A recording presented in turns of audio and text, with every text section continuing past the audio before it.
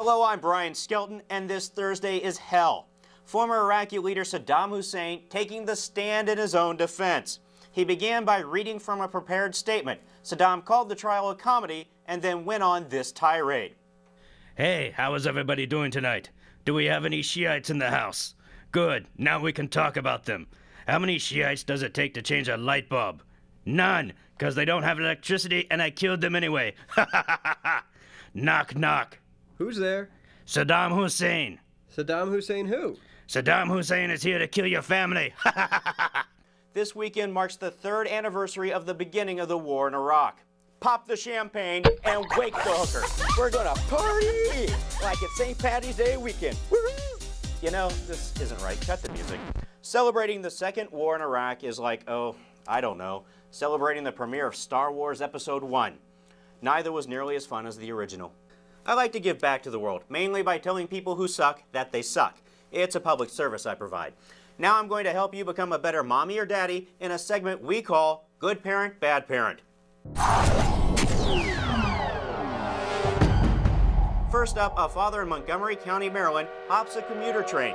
He gets all the way to Washington, D.C. before realizing he left his daughter in the car.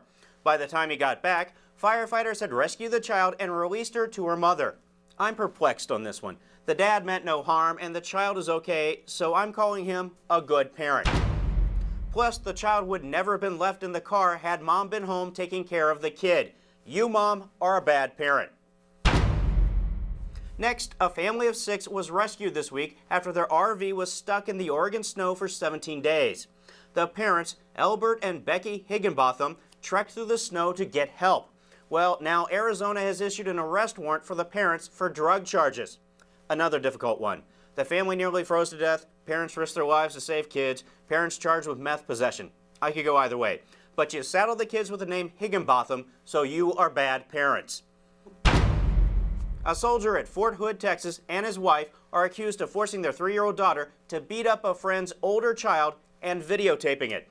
On the tape, the dad is heard telling his daughter to hit the 5-year-old neighbor kid in the face. The boy can be heard crying and pleading for her to stop. Okay, these are good parents. You gotta teach the youngins to protect themselves at all times. Good call. Glad you're protecting Americans from terrorism in Texas. Now to the father of the 5-year-old boy. Your son got his ass kicked by a 3-year-old who's a girl. You are a bad dad. Wise up, sir. This is a sad day here in America. Some of this great nation's darkest days are just ahead of us. I'm not talking about the war in Iraq.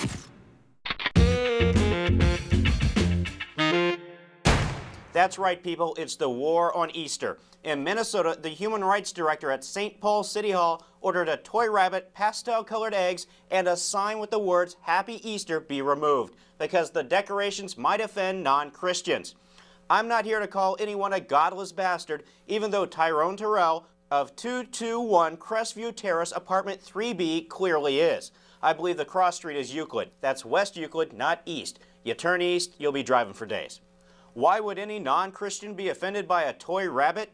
Because they know we Christians are right. Any true American would say to himself, water into wine, that's my kind of savior. You can learn more about the war on Easter by buying my book, The War on Easter. For an extra $20, my assistant Lauren will sign it for you. An Army sergeant has been sentenced to 6 months behind bars for using a snarling dog to torment prisoners at Abu Ghraib. Sergeant Michael J. Smith could have gotten 8.5 years. This is Chief Warrant Officer Louis Welshofer. He was convicted in January of negligent homicide. During an interrogation, he stuffed an Iraqi general headfirst in a sleeping bag and sat on his chest. He got 60 days house arrest. Private Lindy England was convicted of laughing at inmates' genitals, and she got 3 years in prison. 60 days for homicide, 6 months for threatening prisoners with a dog, and 3 years for mocking detainees. That seems like a remarkably light sentence for a woman making fun of a man's junk. President Bush and President Hu of China met this week in Washington, D.C. They managed to reach one accord. They agreed to disagree. Couldn't this have been done with a phone call? I mean, look at all this pomp and more pomp.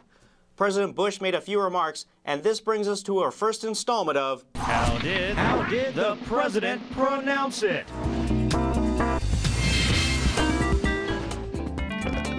Oh, yeah. Bet you can smell that one all the way back there. How did The president pronounce it. Today's first word is strategic. Now, did the president say A, strategery, B, stratagem, or C, strategile? For the answer, let's go to the videotape. As stakeholders in the international system, our two nations share many strategic interests. Well, that's a bit of a disappointment, isn't it? Tom Cruise tells GQ magazine that he enjoys a spectacular sex life with his pregnant fiancée, Katie Holmes. My guess is all he does is close his eyes and think of a man. Actually, Cruise says his sex life is the byproduct of a great relationship where you have communication. That sounds pretty damn gay to me. I'm Brian Skelton, hoping next week doesn't suck as much as this week did, but you know it will.